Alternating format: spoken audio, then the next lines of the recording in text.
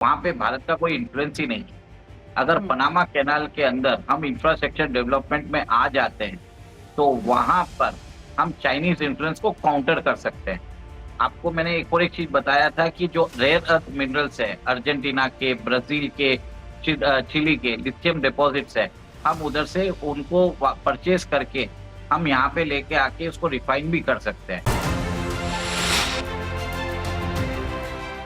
जय हिंद, नमस्कार, मैं अंबर ज़ैदी स्वागत करती हूँ आप सबका एक बार फिर से हमारे आज के कार्यक्रम में और आज बात करेंगे हम पनामा और इंडिया से जुड़ी हुई खबर पर। अभी आपको पता है बीते दिनों बीआरआई से खुद को बाहर निकालने वाला पनामा, जिसको लेकर प्रेज़िडेंट ट्रंप ने भी बयान दिया था कि हम पनामा को एड देते हैं, इस पे चाइना का अधिकार कैसे हो सकता है? तो चाइना से पीछे लगातार हटता हुआ जो पनामा है उससे अब ये बड़ी खबर आ रही है कि भारत और पनामा के बीच एक एमओयू साइन हुआ है जिसमें इंडियन ग्रांट्स को यूज़ किया जाएगा पनामा में डेवलपमेंट के लिए, education, infrastructure, roads, health care इस सब के लिए।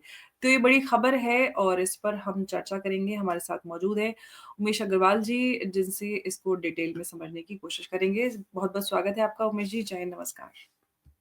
जय सिया राम अंबर जी। जय सिया राम उमेश जी। उमेश जी, ये खबर आ रही है कि इंडिया और पनामा के बीच में एक गहरा रिश्ता बनने जा रहा है और जिसमें एमओयू साइन हुआ है जहाँ पर इंडियन ग्रांट्स का इस्तेमाल किया जाएगा पनामा में डेवलपमेंट के लिए। कितनी बड़ी खबर है और क्या कुछ समझा जाए इस खबर से? अंबर जी, प्रधानमंत्री मोदी जी अभी अमेरिका जाने वाले हैं फरवरी 13 और 14।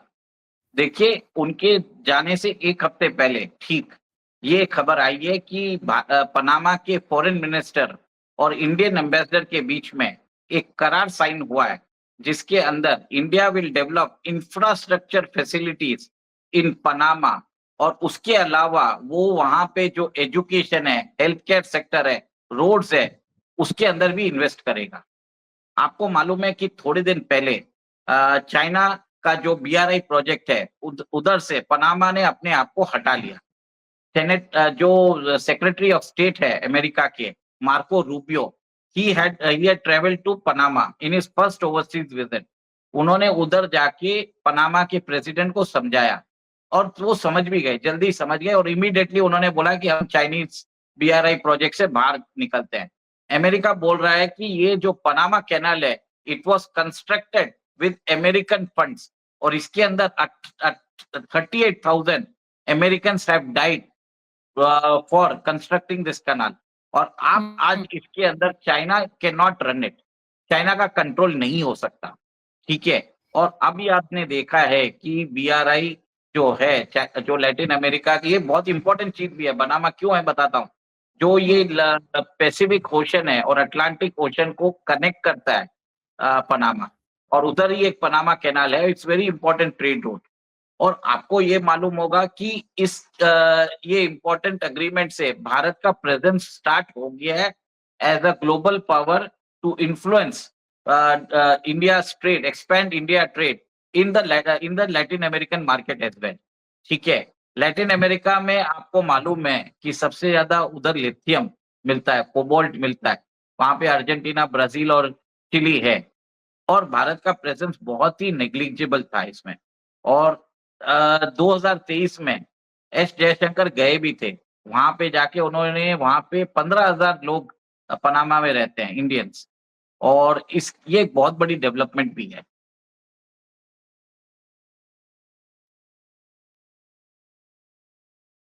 उमेश जी, क्या आपको मेरी आवाज़ आ रही है? हाँ, आ रही है। जी। उमेश जी, बीते वर्ष जयशंकर साहब ने विज़िट की थी पनामा की और तभी से जो बायलैटरल टाइज़ हैं इंडिया और पनामा के बीच में लगातार बढ़ते जा रहे हैं। सवाल ये है कि अगर हम इंडिया और पनामा के बढ़ते हुए रिश्तों की तरफ बात करें, इंडियन ग्रांट का इस्तेमाल वहाँ पर डेवलपमेंट के लिए भी होने वाला है। अब ये एक बड़ा डेवलपमेंट है, लेकिन इससे अगर भारत के नज़रिए से देखें तो भारत को क्या कुछ फ़ायदे फ्यूचर में हो सकते हैं, ये मैं आपसे समझना चाहूँगी। वहाँ पे देखिए भारतीय डायस्पोरा है, ये एक अलग बात है, लेकिन भारत को एज़ कंट्री क्या फ़ायदा है पनामा में इन्वेस्ट करके? देखिए, भारत का जो ट्रेड है लैटिन अमेरिका के साथ बहुत ही नेग्लिजिबल है। वहां पे भारत का कोई इन्फ्लुएंस ही नहीं है। अगर हुँ, पनामा कैनाल के अंदर हम इंफ्रास्ट्रक्चर डेवलपमेंट में आ जाते हैं, तो हुँ, वहाँ पर हम चाइनीज़ इन्फ्लुएंस को काउंटर कर सकते हैं। आपको मैंने एक और एक चीज़ बताया था कि जो रेयर अर्थ मिनरल्स है, अर्जेंटीना के, ब्राज़ील के, चिली के लिथियम डिपॉज़िट्स है, हम उधर से उनको परचेज़ करके हम यहाँ पे लेके आके उसको रिफाइन भी कर सकते हैं। इसके लिए we need to have a presence in Latin America, क्योंकि पनामा कैनाल जो है, वो आपका जो शिपिंग रूट है, जो होता है, उसको कम कर देता है।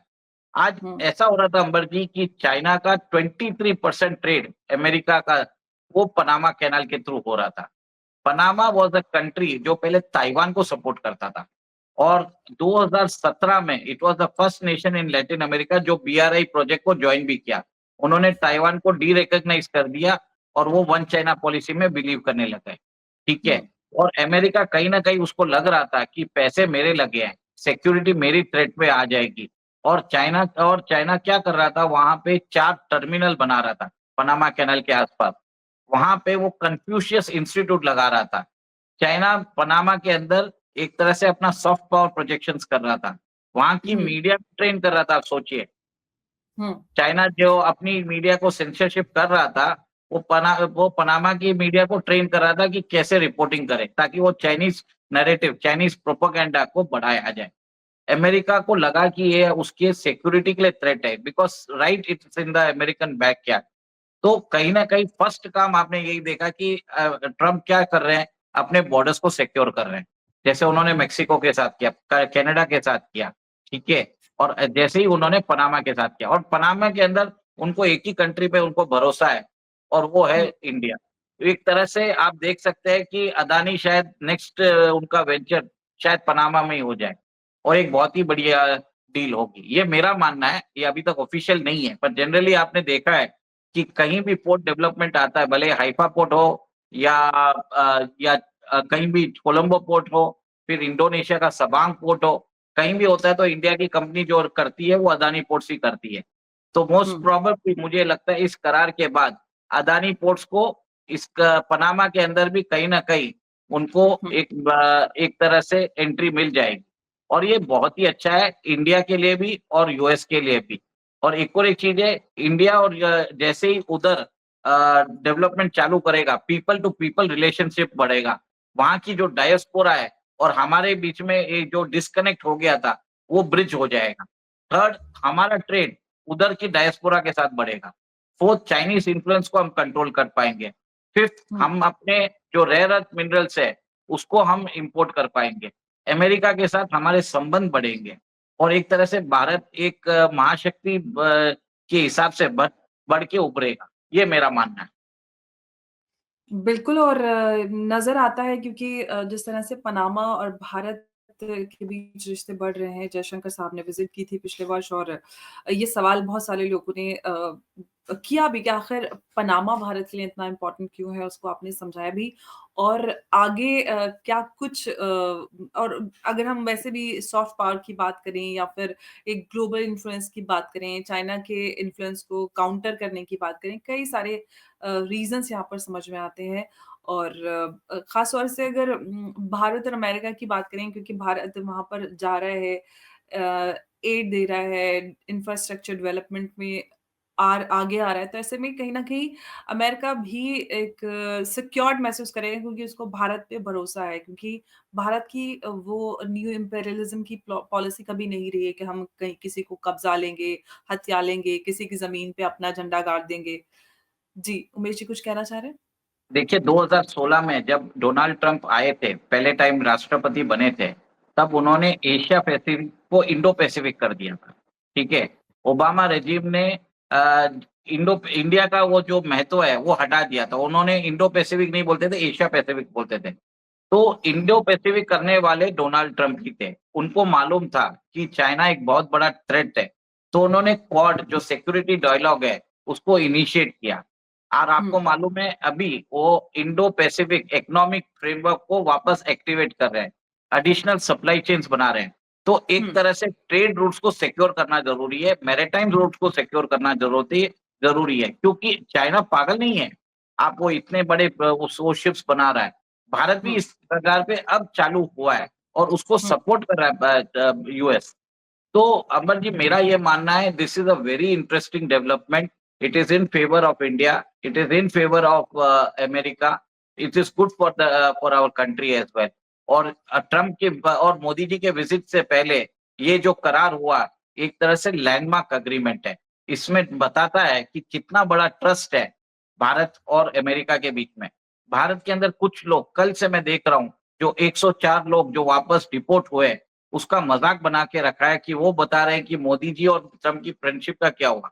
मेरा एक चीज मानना ये है, जो लोग यहाँ से गए हैं अमेरिका इलीगली, पहले तो उन्होंने भारत के लॉस तोड़े हैं, फिर उन्होंने अमेरिका के लॉस तोड़े हैं। वो एक एक आदमी 50-50 लाख रुपया दे के इन्होंने जो वहां पे ह्यूमन ट्रैफिकर्स को है उनको दिया है। तो देखा जाए तो उन्होंने इतने सारे लॉस ब्रेक किए हैं। तो इस हिसाब से, मेरे हिसाब से, कल जो अमेरिका ने अपने जो प्लेन भेजा, एक तरह से एक डेटरेंट रहेगा। फ्यूचर में भारत से कोई 50-60 लाख करोड़ रुपया दे के अमेरिका जाने की कोशिश नहीं करेगा, और एक तरह से अच्छी बात है। तो मेरा मानना ये है कि भारत और अमेरिका के बीच में ट्रम्प रेजिम एक हनीमून पीरियड लग रहा है मुझे। देखते हैं, जो विजिट होगी प्रधानमंत्री की, वो एक बहुत ज्यादा प्रॉमिसिंग है। और इसमें बहुत ज्यादा आप देखेंगे सब्सटैंशियल और मोर और एग्रीमेंट्स आ सकते हैं। देखते हैं क्या होगा। बिल्कुल और बहुत अहम है ये प्रधानमंत्री मोदी की 2025 की पहली अमेरिका की विज़िट है और डोनाल्ड ट्रंप के एडमिनिस्ट्रेशन में भी पहली विज़िट है। तो काफ़ी अहम होने वाली है दोनों के ही नज़रिए से क्योंकि भारत और अमेरिका के बीच जो टाइज़ हैं वो काफ़ी गहरे हैं। ऐसे में उनकी विज़िट से क्या कुछ निकल के आएगा ये बहुत ज़्यादा एंटिसिपेशंस और बहुत सारी उम्मीदें की जा रही हैं कि डिफेंस, सिक्योरिटी और बहुत सारा कुछ हो सकता है। आप कुछ ऐड करना चाह रहे हैं मुझे लग रहा है। जी। देखिए, जब इज़राइल के प्रधानमंत्री बेंजामिन नेतन्याहू वहाँ पे थे, आपने देखा है कि ट्रम्प ने क्या बोला, हम गाज़ा ले लेंगे, ठीक है? हुँ, अब कुछ भी भरोसा नहीं है, कुछ भी हो सकता है, जी। ठीक है? आपको मालूम है पाकिस्तान और इंडिया के बीच में भी प्रॉब्लम चल रहा है, हुँ, कल कुछ भी हो सकता है, ट्रम्प कुछ भी बोल सकते हैं उधर भी। तो एक जी, तरह से सिग्नल दिया जा रहा है कि आप अपने बायलैटरल डिस्प्यूट रिज़ॉल्व करो, और पाकिस्तान को भी चेतावनी दी जा रही है कि पीओजे के ऊपर जो अपना वो क्लेम कर रहा है, उसको वैकेट कर दे, और भारत को ये पीओजे के आ भी सकता है। इसके बारे में भी डायलॉग चालू हो चुका है। ये मेरा ओपिनियन है। इसका कोई आधिकारिक इसका कुछ आया नहीं है, बट कहीं न कहीं वी हैव टू रिमेंबर कि पाकिस्तान के साथ डायलॉग तभी हो सकता है जब वो पीओजे के भारत को रिटर्न करता है। और हमें भूलना नहीं चाहिए कि 14 फरवरी को क्या हुआ 6 साल पहले। पुलवामा में हमारे 44 सैनिक मारे गए। Never forget, never Jaish forget. Jaish-e-Mohammed के आतंकियों ने हमला किया 14 यस। फरवरी को और वो ब्लैक डे के रूप में मनाया जाता है। बहुत सारे लोग हालाँकि वैलेंटाइन्स डे मनाते हैं, लेकिन भारतीय उस दिन को एक काले दिन के रूप में याद करते हैं। जी। बस यही बताना चाहूँगा अंबर जी। जी, बिल्कुल और जब बात होती है पाकिस्तान के साथ डायलॉग की, तो बिल्कुल भारत का जो स्टैंड है, वो बिल्कुल क्लियर है और बहुत सारे लोग अभी जैसे कि ये क्रिकेट लीग की बात हो रही है, जो कि यूएई में आगे ले जाया गया है और भारतीय जो टीम है, पाकिस्तान नहीं गई है, इसको लेकर भी बड़े सवाल हैं। बहुत सारे लोग पाकिस्तान की तरफ से उम्मीद की जा रही है कि भई खेल को खेल रहने दो, टीम्स को इन्वॉल्व ना करो, खेल में इन्वॉल्व ना करो। लेकिन भारतीयों का जो स्टैंड है वो बड़ा क्लियर नज़र आ रहा है। बहुत सारे लोग हैं ये उम्मीद करें कि इस तरह के भी लोग सामने आएँ भारत से कि कहें कि नहीं खेल अलग रख दें, दोनों का मुकाबला हो, मज़ा आएगा जैसे कि इंडिया-पाकिस्तान का मैच हुआ करता था, हाईएस्ट टीआरपीज़ जाती थी। तो ऐसे में बहुत सारे लोगों का मत जो है एकदम क्लियर हो गया, लोगों तक ये जानकारी पहुँच गई है कि पाकिस्तान ने हमारे साथ क्या किया। बहुत सारे लोग अनजान रहे होंगे, मीडिया, सोशल मीडिया के माध्यम से जो पाकिस्तान की करनी है, वो हर एक भारतीय तक पहुँची है। उसने बड़ा बदलाव रखा है और उसमें चाहे सरकार की पॉलिसी हो या फिर हर एक आम भारतीय की का मानना हो पाकिस्तान के विरुद्ध जो भी सोच है। हमारा कोई पर्सनल एनिमिटी नहीं है, लेकिन शुरुआत जब आपकी तरफ से नफ़रत आती है, तो कब तक हम आपकी नफ़रत के बदले में फूल ले सकते हैं? तो जो हमारी सरकार की माँगें हैं, हमारे देश में आतंक पाकिस्तान ने फैलाया, मासूम लोगों की जान और हमारे जो फ़ौजी हैं, उनको उनकी शहादतें 14 फरवरी और उससे पहले के कितने ही सीज़ फायर के उल्लंघन की बात करें, आतंकवाद कश्मीर में जो फैला है अ, उसकी बात करें, कितने लोगों ने जानें दी, हमारे चाहे सिविलियंस की बात हो, चाहे हमारे आर्मी पर्सनल की बात हो, तो किस तरह से भारत भूल सकता है, किस तरह से पाकिस्तान से ऐसे में बात हो सकती है। बड़ा जेन्युइन सा भारत का स्टैंड है और मैं उम्मीद करती हूँ कि अब प्रेज़िडेंट ट्रम्प के रहते हुए हालात कुछ बदले हैं और जो पाकिस्तान से मुतालबा है हमारा कश्मीर वापस लेने का हमारा, वो क्योंकि उनके रहते 370 तो हो गया था, सपोर्ट मिला था उनका। तो उम्मीद करते हैं कि कश्मीर हमें हमारा पूरा मिल जाए और जैसा कि सरकार की तरफ से कहा भी जाता है। उमेश जी कुछ और कहना चाह रहे थे क्या इससे बस पहले मैं मेरा एक ही चीज़ मानना है कि जो भारत और पाकिस्तान के बीच में जो क्रिकेट मैच होता है, उसमें बहुत बड़ा बेटिंग सिंडिकेट इन्वॉल्व्ड है और वो हुँ, बेटिंग सिंडिकेट जो भारत का भगोड़ा है, दाऊद इब्राहिम, वो चला रहा हुँ, है। और वो भी उसको आईएसआई सपोर्ट कर रहा है। अगर आप वो भारत और पाकिस्तान का मैच देखना चाहते हो, तो हुँ, याद करिए कि ये वही दाऊद इब्राहिम हैं, जिन्होंने 1993 बॉम्ब ब्लास्ट में बॉम्बे में 258 लोगों की जान गई थी, ठीक है? और जो भी मेरा ये एब्सोल्युटली। मानना है कि और मेरा ये मानना है कि अगर आप उस मैच को देखते हो और उस पे बेटिंग करते हो, आप अपने देश के खिलाफ गद्दारी कर रहे हो। ये काम कभी भी इज़राइल के बिल्कुल, नागरिक नहीं करेंगे। भारत को सीखना चाहिए इज़राइल के लोगों से कि उनको कब यूज़ करना, कब अपने तरीके से यूज़ करिए। आपको फ़ायदा हो, बिल्कुल, तो आप उनके साथ एंगेज करिए, उनके फ़ायदे के लिए मत करिए। भले ही कोई मुझे बिल्कुल। पाकिस्तानी हॉक बोले या कुछ भी बोले, पर मेरे लिए अपना देश पहले इम्पोर्टेंट है। कमर्शियल फ़ायदा हमारे लिए ज़रूरी है, कमर्शियल फ़ायदा पाकिस्तान के लिए नहीं, ना उस भगोड़े दाऊद इब्राहिम के लिए। बस इतना ही बोलूँगा।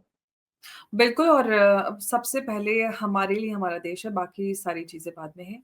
बहुत-बहुत धन्यवाद उमेश जी हमारे साथ आज की चर्चा में जुड़ने के लिए। जय हिंद, नमस्कार, जय भारत। जय सिया राम। जय सिया राम।